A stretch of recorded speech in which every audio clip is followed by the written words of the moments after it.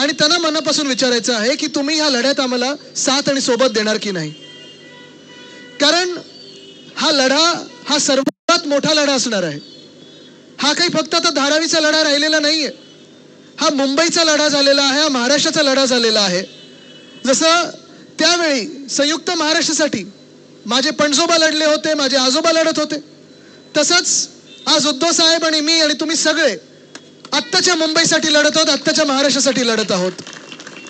आणि आपण हे ठरवायचं आहे की मुंबई, जी मुंबई तुम्ही मेहनत करून मोठी करत आहात प्रत्येक दिवशी, मुंबईवर ज्यांचा डोळा आहे, दिल्लीश्वरांचा असेल किंवा उद्योगपत्यांचा असेल, ती मुंबई तुम्ही अदानी समूहाच्या हातात देणार आहात की ती मुंबई तुमच्या हातात ठेवणार आहात, हे तुम्ही ठरवायचं आहे.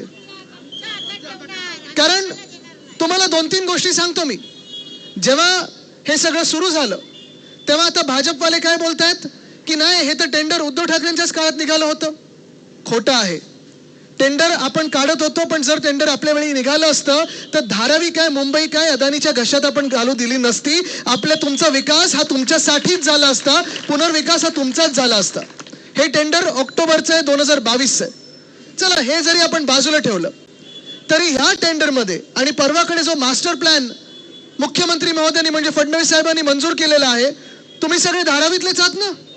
इथे धारावी